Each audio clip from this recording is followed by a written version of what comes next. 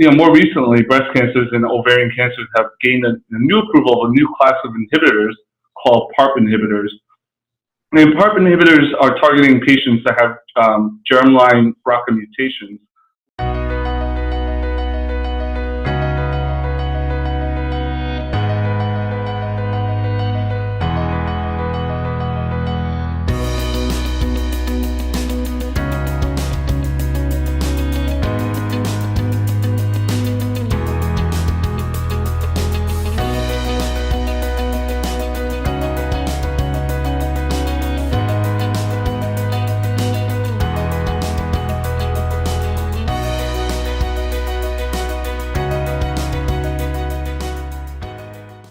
And welcome everybody. My name is Marie Bosny and I have a background in molecular biology, especially in oncology, and I would like to start with a short introduction of our company BioNeex. BioNeex is an online peer-to-peer platform for R&D stage licensing and collaborative partnership in the biopharmaceutical industry. BioNeex provides a user-friendly infrastructure for preclinical and clinical stage biotech companies to display their novel compounds on a global scale. On the other hand, BioNeex allows pharmaceutical companies to expand their R&D pipeline by providing direct access to such innovative compounds available for licensing and co-developmental partnerships. We would like to welcome today our BioNeex expert interview, Dr. James Lee, who is the Associate Principal and Oncology Lead at Cello Health BioConsulting, previously Defined Health. Cello Health BioConsulting is hosting the 3rd Annual Cancer Progress Conference, which is the premier cancer conference for industry leaders in New York City at the 7th and 8th of May 2019. At this conference, Dr. Lee will focus on gynecological and breast cancers and oncology innovation powered by investments and competition from China. Dr. Lee, my first question to you is, how are precision approaches changing the landscapes in women's cancers? That's a great question. Thanks for asking me, and thank you for this opportunity this morning. So breast cancer has always been characterized by precision medicine. It's been for some time now. So at a higher level, breast cancer has been treated with targeted therapies, and based on whether you show positivity for HER2 amplification in hormone receptors such as estrogen and progesterone. More recently, breast cancers and ovarian cancers have gained a new approval of a new class of inhibitors called PARP inhibitors. And PARP inhibitors are targeting patients that have germline BRCA mutations, which is a really small patient population. Although PARP inhibitors are more effective in these BRCA mutation patients, they also seem to have a non-selective effect in ovarian cancer patients, which is really interesting. So my expectations here are that PARP inhibitors, along with combination with other agents, will potentially have both a broader approach beyond the precision approach, and also will also have a major role in precision medicine in breast cancer. So what I'm seeing right now already in ovarian cancer, it's being combined with various different drugs like Avastin and chemotherapy, and also immunotherapy. Some other novel MOAs, for this precision approaches that are also being looked at right now include PI3K inhibitors. One that's most advanced right now is Novartis one for hormone receptor positive breast cancer, and they're targeting PIK3CA mutations. And in addition to that, we're also seeing a lot of activity in endometrial cancer, and also looking at PI3K pathway inhibitors, including mTOR and PI3K bifunctional inhibitors, which are also looking to have a more precision approach for those mutations. Yeah. Okay. Thank you very much. My next question to you is with the recent approval of immunotherapy in triple-negative breast cancers and cervical cancer, how impactful will it be broadly across women's cancers?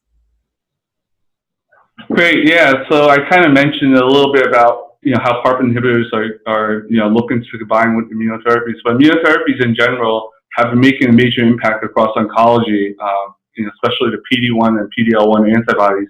And more recently, this past month, actually, atezolizumab which is a PD-L1 antibody, was approved in combination with Abraxane in triple-negative breast cancer.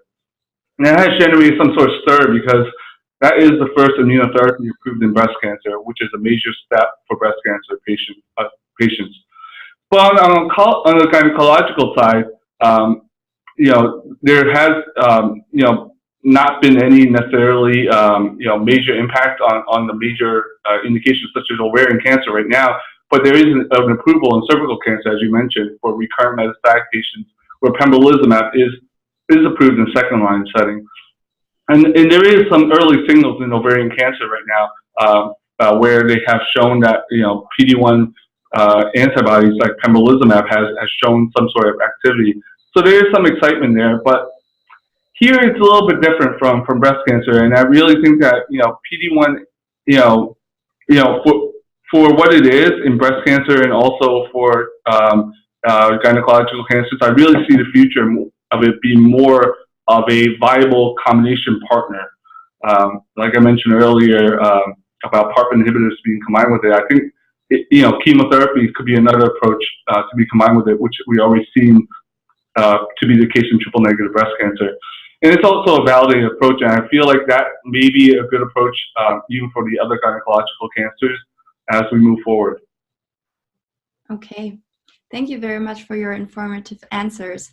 Now I want to go over to your second topic, oncology innovation powered by investments and competition from China, and start with my first questions. What's the excitement in China drug development as an industry? Yeah, that's a really great question. I mean, I'm really excited about China drug development right now, and they're reaching new heights right now with the Chinese government supporting a lot of reform in the regulatory bodies to be more aligned with the international standards, such as joining the ICH and pushing for innovative therapeutics, and providing incentives for those companies that are developing in the space.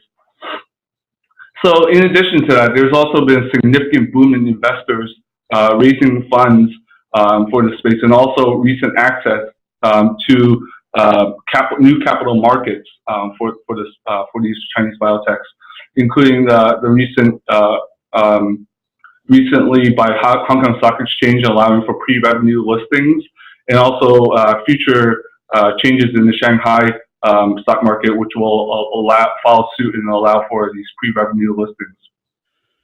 So what further in addition to that, we've seen also traditional Chinese medicine and generic companies also moving into the space, which is really generating a buzz because they have a lot of funding, and unlike the biotech, where they have to raise a lot of funding, they already have a revenue source. So if they're going into the space, they're really going to make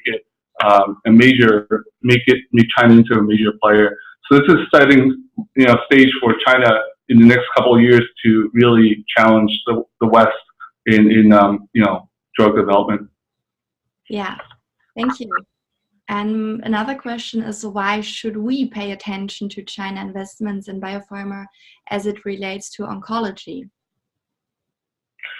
So, yeah, so not surprisingly, when you're interested in innovative therapeutics, oncology is one of the things that everyone thinks about, and that's where a lot of Chinese biopharma and also investors are moving towards, because oncology is really a big market size, and everyone sees it, and they see the opportunity in China where there's a lot of cancer patients that have a large unmet need. So a lot of Chinese companies are going in that direction, even if they, may not have been necessarily in that space originally. So although many of the Chinese biopharma are still developing domestically at this point, many of them are mapping out a global development strategy, to bring those innovative oncology therapeutics to the rest of the world. And when I'm talking about innovative therapeutics, I'm talking about like cell therapies, like CAR T cells, novel biologics like bispecifics, and all kinds of novel engineering that they've done to biologics, and also delivery platforms. And they're definitely moving towards, with global ambitions. So besides a Chinese investment into Chinese biotech, they've also reached out to a lot of U.S. companies and funded a lot of them through cross-border investments. So one issue here is that the recent administration in the U.S. they've kind of set some sort of scrutiny. This new policy called CFIUS, which is increasing scrutiny of novel technologies investments in the U.S. And that it's still unclear whether Chinese investors will find this as a hindrance to their continued expansion to U.S. investment. So that's something that we have to pay attention to in the future. Okay, I have one more question to summarize this, and it's: should the West be taking China biopharma seriously when developing in the major markets? Yeah, absolutely. The Chinese market is becoming a part of the global market.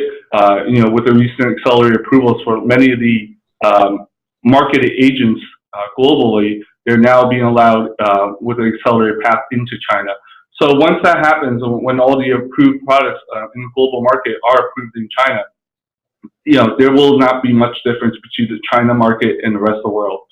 And then once we start to see that, then you're going to start seeing global development, a lot more global development, for Chinese biotech and pharma into the rest of the world, and their approvals will be similar to the U.S. and EU, where EU approval usually follows U.S. approval, with a short lag, and you're going to start seeing that similar dynamic.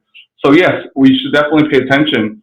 But one major thing that we should pay attention to is what China is actually doing in oncology within domestic China right now. So one example of this is the recent PD-1 antibody approvals in oncology in China, where they're kind of setting up a so-called race to the bottom for pricing for these PD-1 antibodies, which are innovative therapeutics.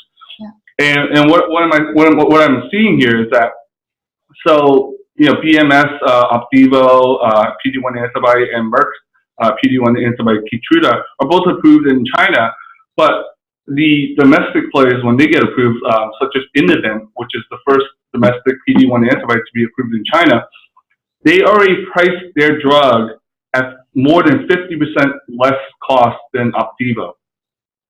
And then the next entry that came in was the Shanghai Jiangxi in their PD-1 antibody, and they priced it even at a higher discount, where it was greater than 70% less than the price of Opdivo in China. So with this race to the bottom, I'm just wondering, how the future will play out when these Chinese players, get an approval in the global market, and will that really change how multinational pharma are going to be able to price and strategize to gain market share? Yeah. So, thank you. Thank you very much. It was really interesting and a great pleasure talking to you today. If our viewers have any questions regarding the Cancer Progress Conference, you are very welcome to contact us. Thank you very much for joining and listening. All best to you, and see you next time, either at the Cancer Progress Conference in May or in one of our upcoming BioNeex expert interviews.